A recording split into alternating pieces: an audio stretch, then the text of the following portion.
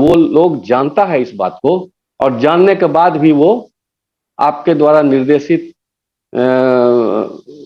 ढंग से अपने जीवन लाइफ स्टाइल को जी नहीं रहा है। उसको कोई भय नहीं है क्या? और भय नहीं है तो क्यों नहीं है भय? इसी बात को भगवान इस श्लोक में बहुत अच्छे ढंग से समझा रहे हैं।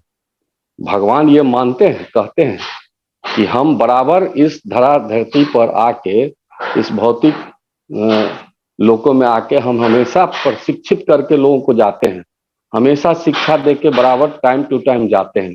लेकिन लोग मेरी बात को, बहुत आदमी भूल जाता है और बहुत आदमी जानता है फिर भी मेरे निर्देशानुसार कार्य नहीं करता है।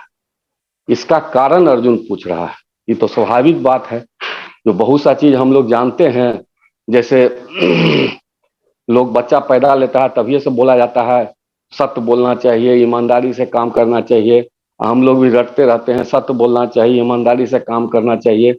अब बच्चा में तो सत्य बोलते हैं, ईमानदारी से काम करते हैं। जैसे जैसे बड़ा होते जाते हैं तैसे तैसे सत्य को गलत ढंग से कैसे बोला जाए, ईमानदारी को बेईमानी की तरह से कैसे काम किया जाए, सब धीरे धीरे सीखते चले जाते हैं।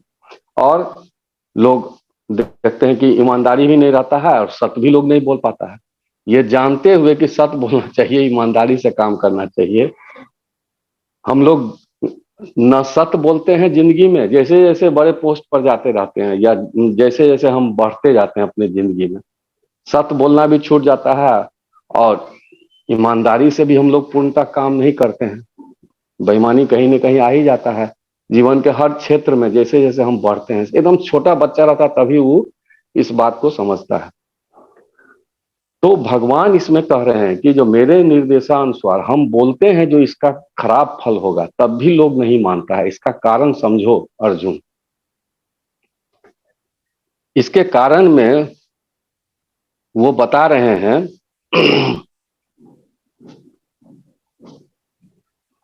कृष्ण भावना, भगवान इसको बताए हैं कि मनुष्य जो है वो अपने पुराने पिछले कई जन्मों से जो काम करता हुआ आया है, वो माया से किस तरह से बनता हुआ आया है। पिछले कई हजार थी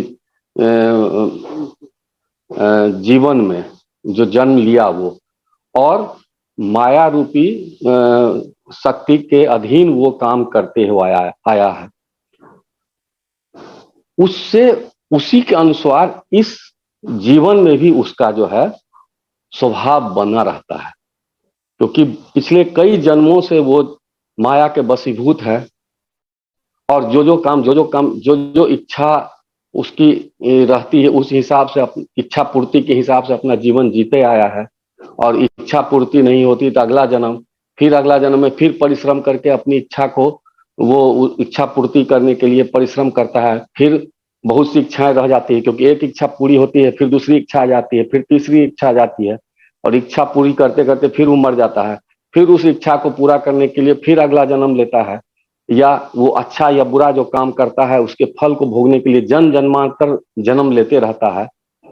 तो उस इंद्रिय तृप्ति की इच्छा जो है या भौतिक इच्छा जो है, इसी को माया कहा जाता है। और माया के वशीभूत होकर वह इतना जिंदगी जी चुका है और उसकी उसकी इच्छाएं बढ़ते जाती है, और वो अगला जन्म जन्म मृत्यु के चक्र में वो फंसा रहता है। तो भगवान ये कहते हैं कि उसके पुराने जितने भी जन्म हैं उसमें जो भी वह भौतिक इच्छा के साथ या माया के वशीभूत होकर जो इच्छा चाहा था करना, इच्छा पूर्ति करना चाहा था, वो इस जन्म में जो अभी उसका जन्म है उसको उसी इच्छा को पूरा करने के लिए ये जन्म में भी वो आया है। और उसका स्वभाव पिछले जन्म के अनुसार इस जन्म में भी उसका स्वभाव हो गया है, जो हमको ये चाहिए। ऑटोमेटिक देखिएगा, किसी आदमी को बहुत मीठा खाने का स्वभाव है, किसी आदमी को देखिएगा कि उसको पढ़ने का बहुत स्वभाव है, किसी आदमी को देखिएगा कि वो खेलने में, पढ़ाई लिखाई में मन नहीं लगता है, खेलने में है।